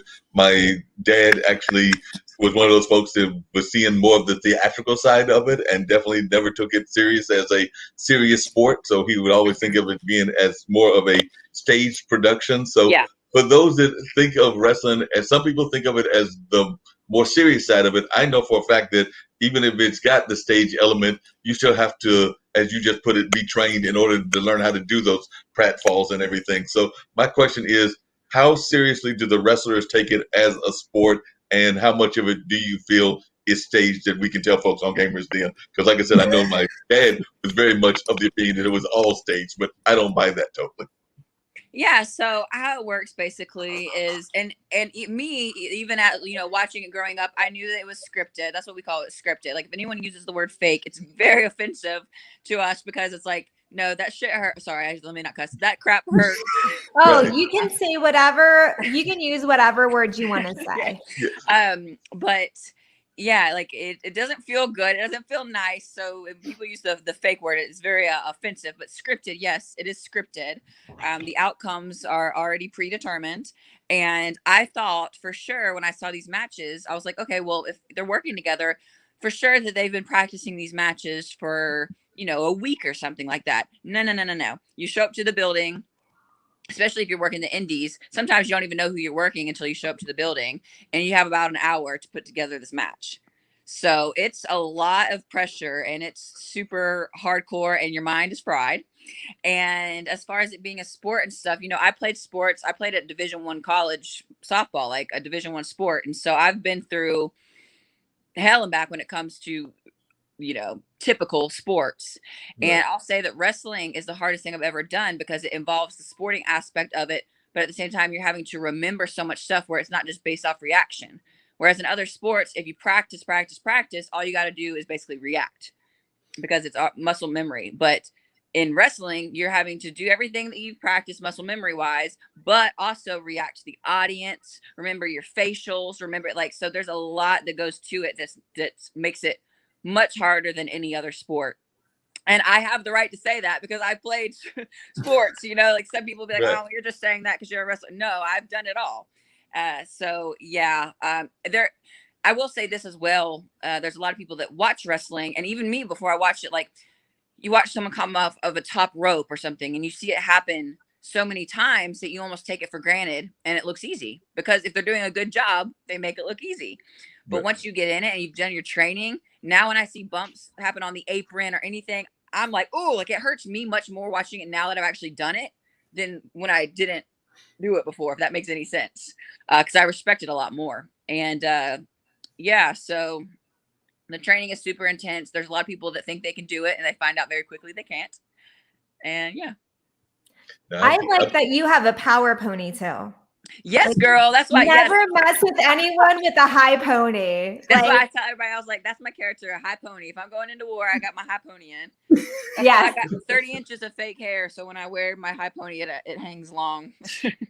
Oh, and like to anyone who truly doesn't know, like that is like, yeah, like bow down to that woman. Like anytime you see anyone with a high pony, just you've already lost. Just bow down, respect the pony. I'm glad you get it. Yeah, I need a shirt that says respect the pony. That's good. You just You're welcome.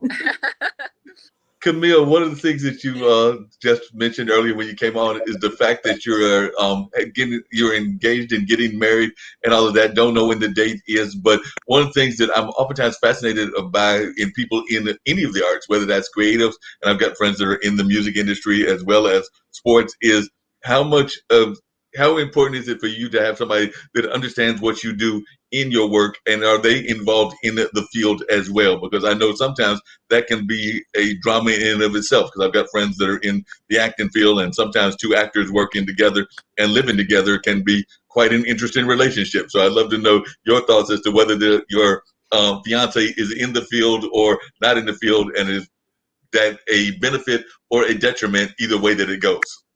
Yeah, so I have trying to think, since I've been wrestling, the only other people that I've dated are wrestlers, just because I feel like it's almost like any other job. If you haven't met these people in high school or wherever, you typically meet them where you hang out the most. And so my circle of friends for the most part was wrestlers, so I can't say what it's like per se to date someone outside of wrestling because I haven't had that experience, but from friends that I know that have that experience, very, very, very difficult because you're on the road a lot, and especially people in bigger companies like WWE or something, it's becomes where your false life, which is your wrestling life, becomes your reality, and reality is now the fake life.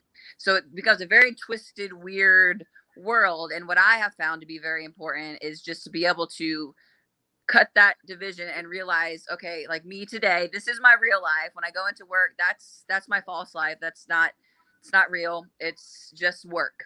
And that's at least how I have to view it to remain sane. And yes, my fiance, he is a wrestler and he wrestles in the same company as me, which worked out great. I actually met him because so my character with NWA when I came on was the bodyguard for our national champion Nick Aldis, and he's from the UK, and I remember seeing, so my fiance's name is Tom. I had just seen him like on social media or something, and I always thought he was very good looking, and so I told Nick one time, I was just like, hey, your friend, he's cute, yeah. And he just so happened to be moving to Tennessee the exact same time that I moved to Tennessee. And so Nick hooked it up and we've been together ever since. I love that. No, that's good that you said that, because there is this disconnect of, if you're not in the same realm of, or the same, I guess, not field, but the same realm of, this is what I do. And if that person doesn't quite understand, like, let's say, you were dating someone who, I don't know, just was a real estate agent and then didn't know the wrestling world. Like, I could see that disconnect, because a lot of times people, when they don't know something, there can be that fear around it, or that inability to understand. So he already understands. Yeah. And just like, it's hard for me to kind of relate to people, not that I think I'm better, but like, I just tend to relate to people who are more, and having their own business or something of the like, marketing something, because or even just coaching on some realm, because there's that understanding. So knowing what feels comfortable to you, and you need that understanding of support around you, that's super key. And it does help that Tom sounds like a total dreamboat. So he is, yes. Sounds like we're having that women moment. That's a great thing to have. Do you ever, Camille, have you ever run into the situation where you're selling real estate and, there are people that are those fan folks, the fanboys, the fangirls, and they recognize you for the wrestling, even though you're in that real estate space? So I was wondering if you've ever had that incident where folks have actually recognized you from your creative side while you're in the middle of your job side. No, so I haven't had that, and I kind of do that on purpose. Like I have an Instagram that is just for my real estate page. That's no wrestling on it. It has my real name, nothing like that. And I do that because I don't want wrestling fans to just try to hit me up like they are interested in listing or buying, and then just use it as an excuse to talk to me or something like that. And I know that might sound, I'm not trying to sound conceited or anything, but it just, I don't want to have my time wasted in that way. So no, my little like gimmick on Facebook, my Facebook page is the Wrestling Realtor, but I don't go any deeper than that. And I just started in October. So my sphere around here is still not huge. And I'm kind of at the point now that wrestling has started back up as well, that if things fall in my lap as far as listings and buyers, then that's great. And I go with them, but I'm not out there looking for leads a whole bunch just because I'm so busy with wrestling. But I want to have real estate in my back pocket just for down the road. Oh, that makes sense. Kara, who's here on the show with us and is our other co-host, it's all about Jacoby. And of course, Jacoby's all about his world and all of that. But Kara is a life coach. And I was wondering, do y'all ever need life coaches in wrestling? And if so, when do you need them? And can Kara take a job with you on the wrestling side? So life and health coaching. So Mark, let's get it right. I am a health coach and a life coach, and there are two different realms and they kind of come together. But yeah, are there coaches and nutritionists and all that and your world as well? So no, we've actually talked about it before. Our dear friend Josephus, he actually just recently passed away. He was in school for psychology and stuff like that, and he was saying how he almost wants to be like the NWA therapist for people that need it, because wrestling, like, it comes with a lot of just a lot of stuff you wouldn't typically have to deal with if you weren't in wrestling. It's a very weird industry. So no, there's no one really, at least with our company. And I mean, I know a lot of people WWE, if they reached out for help, they would find them help, but they don't have anyone. That is kind of, you just learn as you go and figure it out and hope for the best. And as far as nutrition and stuff, you're an independent contractor, so like all of that is on you. I can see that in your realm. Like, hey, you just have to take care of your own self, and there wouldn't be a support. That is kind of sad. Um, but I could see that. However, and I'm not saying this as like a plug, as you're telling me this, I'm like, oh my gosh, wow. Because I work with a lot of clients who have like just common themes. They are themselves. Sorry, my puppies are going crazy again. But they have, their own individual problems and their core underlinings underneath, whether it's health or life related, it's all tied in. So, like, I'm just kind of throwing it out there. Like, one, you just seem like an amazing woman in general. And, so at the end, like, I would love to talk to you at some point further, even if it's just like to follow you on Instagram and be like, yeah, this lady's awesome. I was about to say, we gotta follow each other on Instagram, girl. Yes. But also, I am curious about understanding more about how people in general, whether it's in the therapist or nutritionist or health coaching or coaching realm, could assist people in wrestling, because there is so much more involved other than looking pretty and doing scripted material that is very physical. Mm-hmm. Yeah, a big part of it too. I know for like a lot of the older guys that are a big part of it is actually most people. It's really hard when you're in it, but especially for males, I feel like it's even harder when they're out of it. It's like, now what? And I've seen a lot of people fall from grace after their career's over, because they don't know anything other than wrestling, which, like I said, is this fake world that they were living in, and now they're in reality and they don't know what to do. And so that the aftercare process, of it all is, I think, the most important thing where people need help. Loss of autonomy. Like, literally, you're losing yourself after your career. Yeah.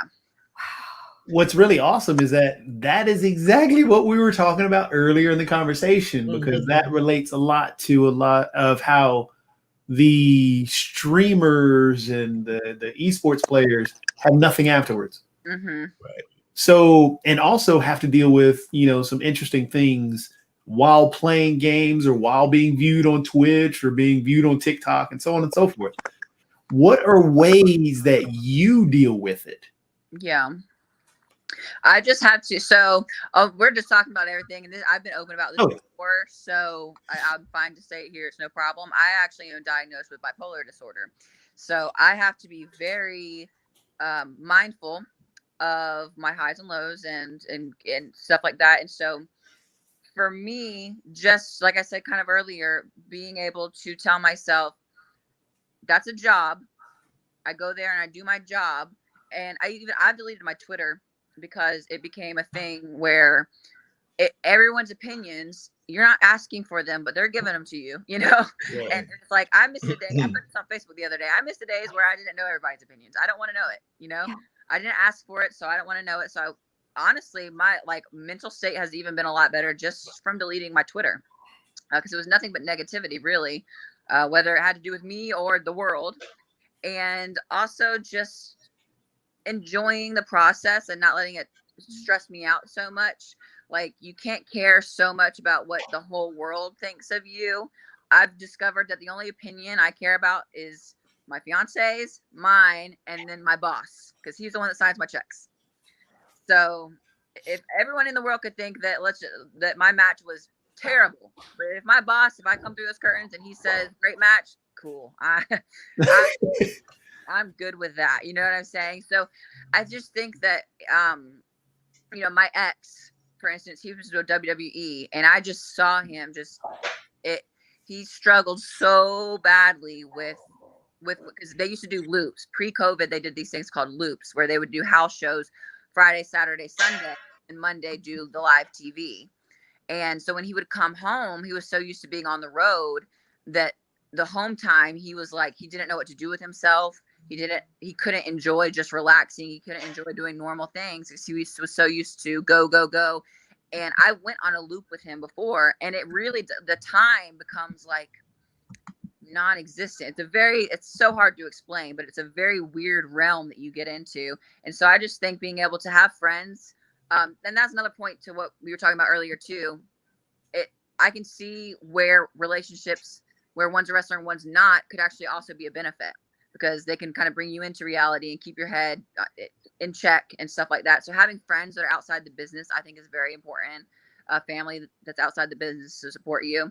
So just getting hobbies that aren't wrestling, TikTok, Twitch, whatever it is, having hobbies outside of that is very important. Camille,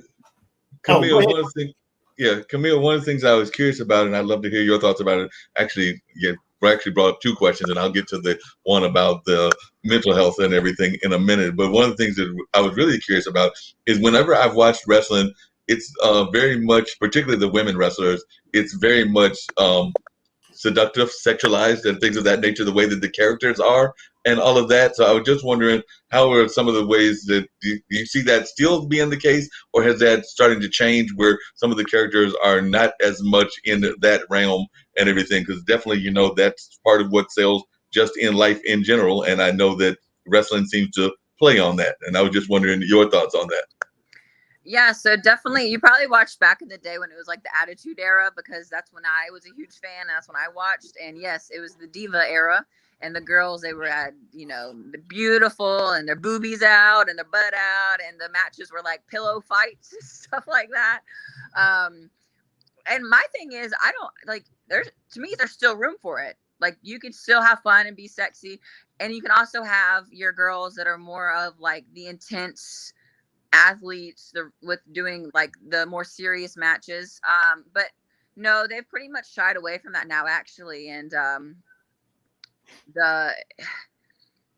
lot of the girls are trying to wrestle like guys, which is, people might not understand what I'm saying there, but I still think you can be a girl and be a sexy girl and be tough and still be taken seriously. So so I think that you can ride that line and do the sex sells thing, but also be a very serious athlete. Like, that's how I like to think of myself. When I'm in the ring, I'm not sexy per se, but when I go on Instagram or something, I might take some seductive pictures or, whatever, because, that's how you get a following, and that works, but I'm still taken seriously. So I just think girls need to figure out that fine line. And if you want to completely not be sexy and just be, that's fine too.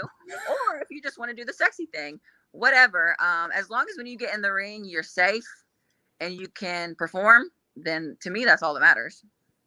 Yeah, there needs to be more of that where, women like yourself are normalizing both. You don't have to shame or minimalize one or the other. Right. You can be sexy and you can be strong and you can be smart and you can be taken seriously. You can be all of the above, and you don't have to hide one part or another just to appeal to the masses. If your identity is your identity, as long as you're strong in it. And some people aren't going to be for it, but the majority is going to, the people who are there supporting you. And so that's all that matters. So I love that you are normalizing, these are all the parts of me, and I'm going to show these parts, because women, especially young women, they need to be given that permission to be like, if I want to be all of it, I can. And I don't need to listen to the shame of following one guideline or the other, or all of it. Yeah. And like you mentioned, some people might not like it. And when I first got into it and would receive like mean comments or see mean things, it hurt my feelings because I wasn't used to it. Now I'm pretty much, it doesn't affect me, because I realized, I was like, there's people out there that don't like cookies. There's people out there that don't like pizza. It's just like, you're not going to please everyone. And there's people that just don't like you, and that's okay. It's just, that's how it's going to be. So yeah. No, that makes a lot of sense. I know Toby, throughout a lot of these episodes, has talked about diversity, particularly in the video game industry. But I was wondering, on a leadership side, how are you feeling that wrestling is doing in the diversity realm in the sense of actually having leaders that are women on the executive side, and not so much on the performance side, but on the executive side? So we have all sorts of types of people helping with the behind the scenes things. It's not just Billy Corgan. I know that you said that you're into music. He's the lead singer of the Smashing Pumpkins. That's who actually owns the NWA now. So that's my boss. And then we actually, before COVID happened, we had like a whole girl power thing going on. And it sounds corny, girl power, but it's because our show is NWA Power. So we had girl power. Yeah, anyway. But to highlight the women, especially. And so I think that's super important. I also think that I'm the type of person, and then some people may not like this, like I said, but I think if you want to make men and women equal, then make them equal, give them equal opportunities. I don't think that you necessarily have to push one in people's face extra to make them equal, because then it's not equal, if that makes any sense. I think that just give the men and women equal opportunities, give them the same respect, and then you're equal, and then you're, you know what I'm saying? So I think the NWA especially does a very good job of that. It's I can't speak on other companies because I don't know the ins and outs of it, but as far as just what I see on television, especially with WWE, the women's division is very respected. They're main eventing, a lot of nights. So I think personally that we're in a pretty good place with it. Wasn't it the NWA that just did the two black women competing for the championship? Yeah, Bianca Belair and Sasha Banks at Wrestle. Oh wow, that was supposedly the first time two black women did the championship. I believe so. Bobby Lashley, he's a champion right now. He's black. Let's see. Yeah, it's very diverse, and they have everyone from like AEW. They have a lot of Japanese wrestlers. That's more of like the Japanese high flying style and all of that. So even if you don't like one company, there's a company for you that you may like, and there's wrestling for you that you may like. So like NWA, very old school wrestling. We're not going to be doing a whole bunch of high flying. We're not going to do the tricks and the Cirque du Soleil stuff. It's more old school brawling type of wrestling. Right. Whereas, like I said, there's something out there for you if you're interested in watching it. Sounds like it. I know one of the things that sports in general has been talking about, because it became a whole issue during the NCAA basketball tournament, is the way that the facilities are sometimes different. But y'all are all at the same facility, so I'm imagining that that's not as much of an issue. And also the pay, or is it an issue still? Because I do know that that's something that's gone on in sports, is that whole concept of there not being enough fairness in the way that both the facilities and the pay is. So I was wondering, is that the same case with wrestling? So we don't really have the facilities issue, just because we don't have a special place where we go work out, because with NWA we just show up to the tapings when we have them, and so that you work out on your own when you're gone. I know WWE, they have a performance center, and they don't have a specific boys or girls place. Everyone is just there, so it's equal for them. I will say pay is a thing that I think that is still unequal. I think that is still prevalent. And like I said, I can't speak for everyone and every company and everything, but for the most part, I'm pretty positive in saying that the men are going to be making more money overall than the women. Well, if I could just come back to something you said earlier, and if you don't want to talk about it, that's cool as well. But you were talking about, and I've actually recently been diagnosed, well, not recently, it's probably been 15, 20 years ago, with dysgraphia, which is like a form of dyslexia. It means that if you tell me to go left, it might take me a minute to remember which way is left and which way is right. Yeah. I've had other friends that are bipolar, and they didn't find out till late in their life as well. So I was just wondering, how was it when you found that out? And also, do you think that as a young person, that is something that our schools should do better with? Because that's one of my things that I'm very big about, because I didn't find out about the dysgraphia until I was in my, I want to say late 20s, maybe early 30s. It was actually when I went to a Goodwill program of all things, and they did some of those testing, and that's how the results came back. And I'm now in my late 50s. But I was just wondering, when did you find out, and do you think that we need to do a better job of mental health in terms of education? Yeah, so I think that it's important. A lot of people, because my thing is, most people, honestly, they got something going on, but especially these days. I think a lot of it is the world we live in now. Right. It just has created a lot of things, and I found out actually last February, and I've been dealing with stuff since college. But in college, I was misdiagnosed with just depression. And it's very, very, very easy to misdiagnose bipolar disorder, because a lot of times when you're going in, a lot of times it's because you are really, really down and depressed. So it's easy to just be like, okay, depression, here's some medicine. Well, the thing is, if you have bipolar, most of the time, depression medication is very bad for bipolar disorder. So I had a terrible experience with medicine. So ever since college, I've been very against medicine. I will never take it again. No way, not going through that. And so I just dealt with my stuff for a long time. And eventually it came to the point, and I was lucky that I have the fiance that I do, and he's super understanding. And we just got to a point where, like, he was gone for, he had to do security work, and he was gone for like a few days one time. And I just remember being so emotional, and I knew, I was like, this is not right. I shouldn't be this way. And so we went to someone, and I explained my past. And as I was talking about it, I didn't realize, even probably when you knew me, Jacoby, back in the day when I moved from college, I was very spontaneous. I just looked at it as spontaneity and fun, and pick up and move and do this and that. And I realized that in those times I was actually in hypomania after talking to, my psychiatrist. And I was like, the thing about hypomania also is when you're experiencing it, you love it. Like we would never really see anything wrong with it for the most part, because you're feeling great. It's a natural high. You get a lot of things done. And yeah, so it's like a great place to be in. But then you're so drained. I don't know all the chemical terminology for it, but drain something inside you. So when you have those lows, or even when you kind of go back to normal, it feels like extra low, like bad.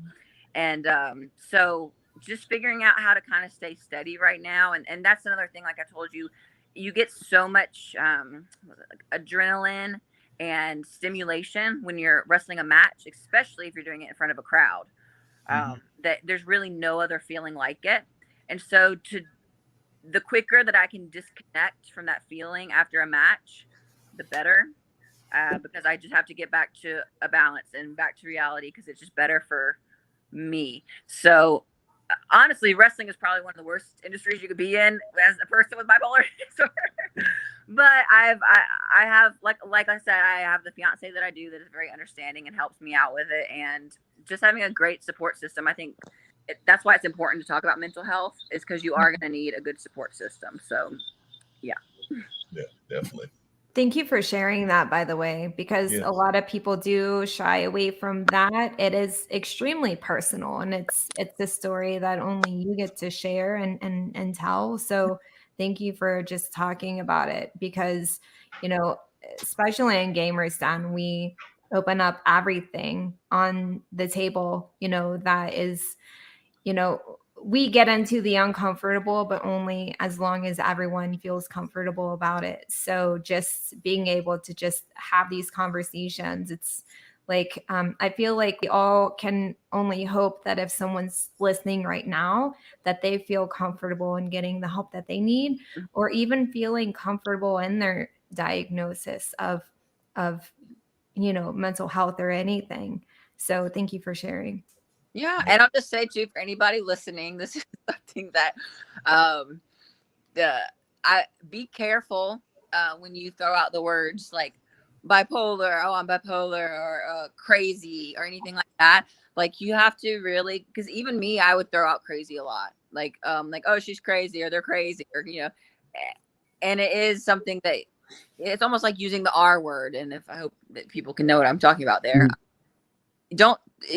You can't just throw it out like that, because it is a sensitive topic, and it's something to be taken seriously, and not something you should just throw out there. So yeah Definitely agree with you on that. Jacoby? Oh, I was just gonna, because we've gotten pretty deep and I'm enjoying this conversation. I Let's go to a lighter note. Well, I was actually going to go to a lighter note, which is actually that, and this is going to be me making another endorsement and everything, because, like I said, Oh my I goodness. mentioned Kara and all of that, but both me and Jacoby have had the pleasure of doing announcing. He's done that sports announcing, as you know him for doing that. I've actually done concert announcing and have not done a sports announcing event yet. So if you have a need for announcers in the wrestling at NWA, me and Jacoby are available. So just letting you know, me and Jacoby are available for announcing work. That's not a good happy note. Let's talk about a real happy note. Where is the honeymoon gonna be? I don't know. Just know. I started thinking like Honey Boo Boo. I was like, whoa. I don't know. I have no idea because I'm just now. So for everyone listening, I'm the worst like girly girl ever. I don't have a host gene inside my body. Like I don't want people coming over. I don't want to host them. I can't do that kind of stuff. And I've never been one to like plan my dream wedding. That's just, I've never been that girl. So we were talking about it the other day, and because we want to get married next May. And I was like, you know what? Like, I feel like I need to probably start looking at some stuff here. And so before the honeymoon is booked out, I got to pick out a venue. And everyone's like, how many guests? And I'm like, I don't even want to start that list. I don't know. I don't know. It is within your right to courthouse and Waffle House. If all else. Courthouse and Waffle House. Yes. Like that's the thing is I got my dress last December because there was like this crazy good sale going on. So they weren't going to have it again until the next December. So I was like, well, let me go ahead and so I have my dress. At least I'm good on that. I have that. But now it's just figuring out, do we just want to do only family type of thing? Do we want to involve the friends? I don't know. So just figuring everything out. I mean, you guys can do like what my sister did. My sister, they did a one of those destination weddings and had all the family and everybody come fly in. Although it's expensive. Oh my goodness, it's expensive. That's the thing is like we're already having to fly his family in. We're gonna fly them in from the UK if he's British, everyone. So that's why they're there. But yeah, and so with COVID and everything too, and that's why we waited for a long time to do the wedding, because we obviously want his family there, and it's just like we don't know what's happening with the world. Yeah. So we just kind of put it to the side, but it's gonna come up in a year, so yeah, we'll see.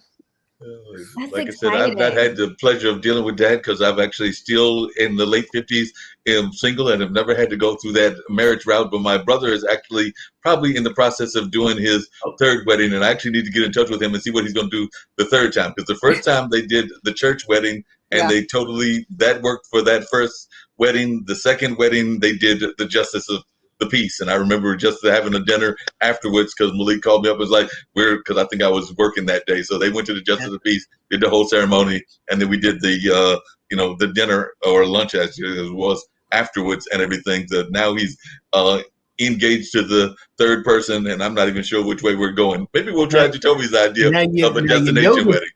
You notice Mark dropped in that single line like he's really single. Kara and I know we've been on this show many a times.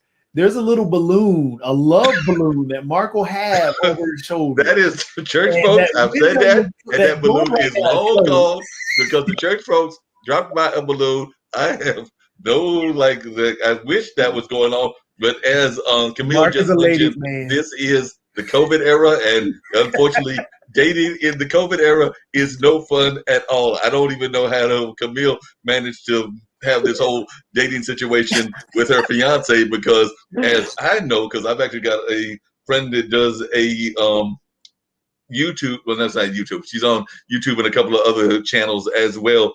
But Mona's in the West Coast, and even she was complaining, and she's like Jacoby is in that comedian era, and she was complaining about how her dating life was going during the entire year of 2020. And the last time I looked at her show, which was maybe a week or two ago, she was still having those complaints. So I don't know how folks are dealing that. More clubs are opening up, more things are opening up, because I know that a good friend of both me and Kara's, that being Zach, has been out to a bar a couple of times, and of course he's part of the network as well. But I've not gone out to these places yet. So even though things are opening up, I've still not been in those environments. So afraid not, Jacoby. So how did you I just find it fascinating. He just aired out his brother's personal life like it wasn't anything.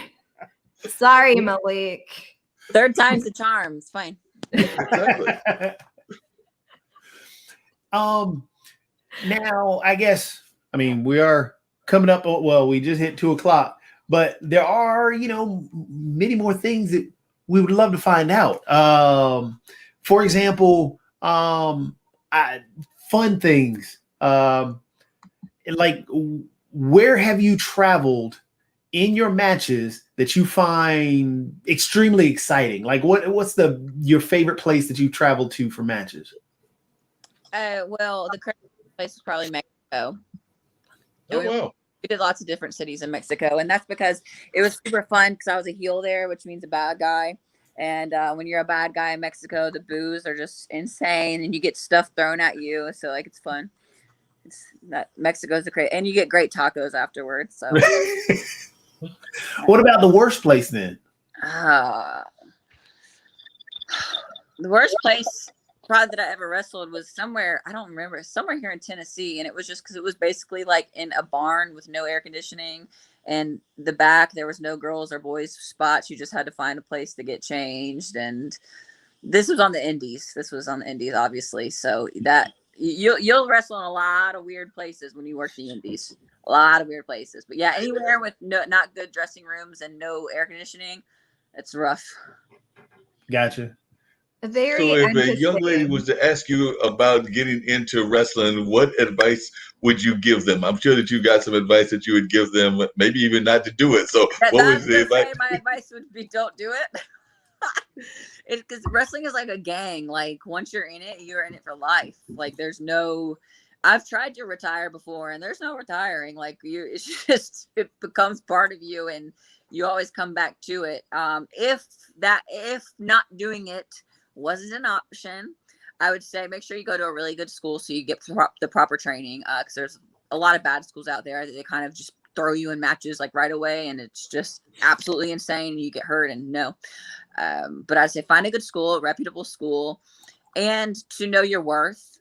And there's a difference between paying your dues and paying respect to the vets and the older people and completely not valuing yourself.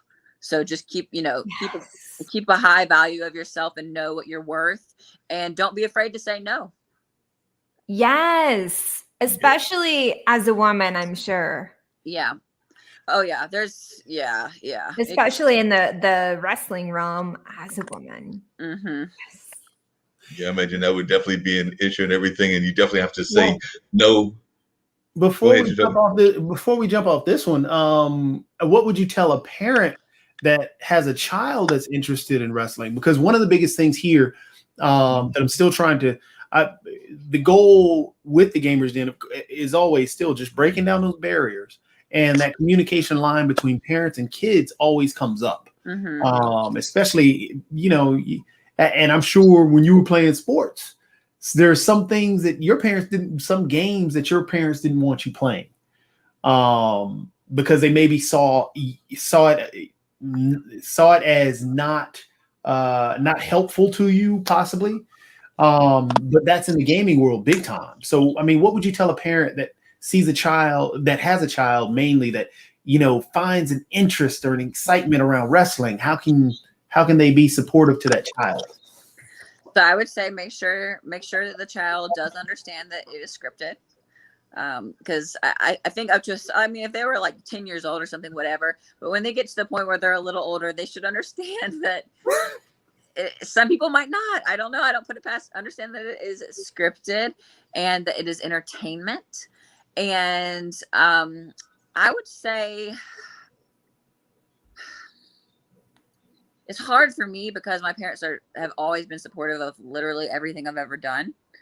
So I'm trying to put myself in the shoes of having a parent that would be, I would say have them, if if you're in school training, wait till you're 18 for sure. Try to get your education.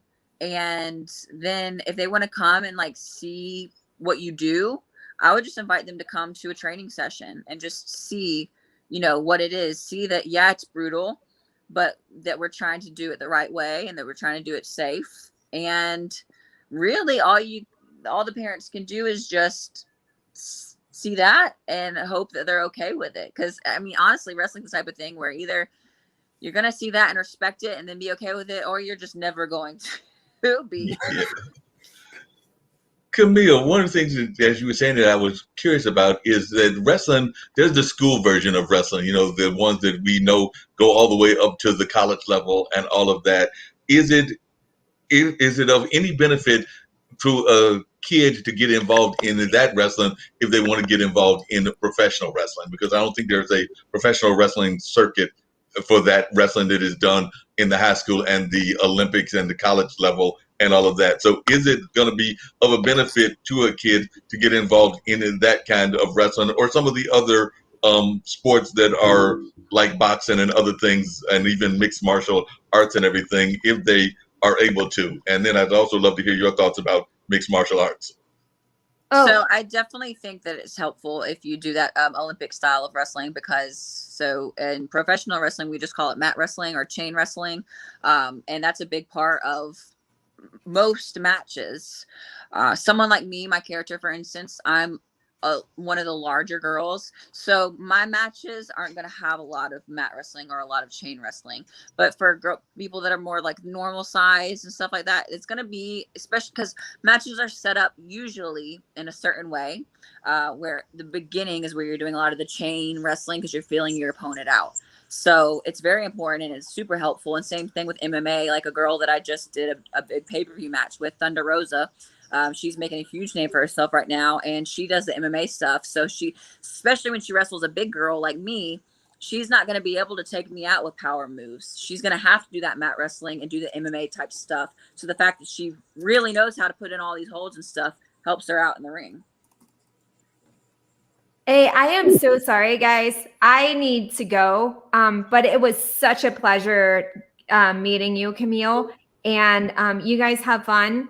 But love you all, and thank you so much. It was nice meeting you. Thank you. Camille Brickhouse on Instagram and message me and stuff, and we'll Camille Brickhouse? Yeah. Well, actually, what we'll do, Camille, if we can get you back another day to continue the conversation, because it'd be great. I would, I want you to come on as much as possible. So let's go ahead. I guess we'll just go ahead and close out the show now and come back and have a round two. Yeah, sorry guys. I don't mean to rush. I just wanted to, yeah. Kara, you are family. No rushing is involved. Exactly. You are just fine. I got it. But we're good. It's good. Yeah. So we'll just close out the show here, and we'll come back for round two on another day. If we can get the schedules all paired up. So to close out the show, to do it just like we do it all the time, Kara, we'll send you first since you have to leave immediately. Yeah, I'm like 5 minutes ago. Sorry, guys. So let everybody know how we can follow you, find you, and everything. Okay, yes. So you can find me on deepeningyourroots.com. You can check out what I do, schedule a consultation there or a discovery call. We can just chat. And you can also reach me on Instagram at Deep End Roots Health Coaching. And and I have a podcast that drops every Friday, Deep End Roots Podcast. So cool. Awesome. Thank you. And bye, guys. All right, Camille. I guess, like I said, we're gonna bring you back for another round. Hopefully you're more than willing. Bring the soon to be too. He can come. Yeah. We gotta figure out a day where he's not working. Yeah. But tell everybody, because we need to know how to follow you, watch your matches and everything else. Let everybody know. Yeah, so you can follow the NWA on Instagram. It's at National Wrestling Alliance. So at NWA National Wrestling Alliance, not the rap group. And if you want to watch NWA Power, you can actually get the Fight TV app, and it's $4.99 a month. So to watch NWA Power, and you can follow me on Instagram at Camille with a K Brickhouse, and I don't have a Twitter or anything like that, so just Instagram at Camille Brickhouse. I noticed you dropped the Kane. It used to be Camille Kane. Yeah, that's what was my independent name. That was on the Indies. But yeah, Billy, he wanted me to change it for NWA, so now I'm just Camille. Camille Brickhouse. I like it. All right, Mark, your turn. Of course, you can find me on most social media at Lee Entertainment 62. That's the best way to find me. You can also find me at Blues Radio. So that's another way that you can find me. And on YouTube, it's Mr. Blues Radio. And definitely very much glad to meet a new friend and a new person that I'll be following their sports career and everything. So Camille, glad to have you as a new friend. And also definitely that's where folks can find me. And of course, you can also send an email to bluesradio@gmail.com if you're interested in either being on the various shows that I do, excuse me, on IBM TV. So if you're interested in being on those various shows, or if you're also wanting to do some event consulting or also being involved in event planning. So who knows? Maybe I'll find a way to help Camille since she's having a hard time planning that wedding. So definitely if there's any event planning going on that you need help with, I'm available. All right. And Siren is normally here as well. She's also one of the hosts. She was sad that she wasn't going to be able to make it today because she really wanted to have a chance to meet you because she's a big time wrestling fan. So she hopefully next time, round 2, we're going to make sure she's here too. So I guess we'll close out the show. I guess you can follow Bull City GG on Twitch. That's the easiest way to find everything about the show and a whole bunch of other stuff. So thank you, Camille.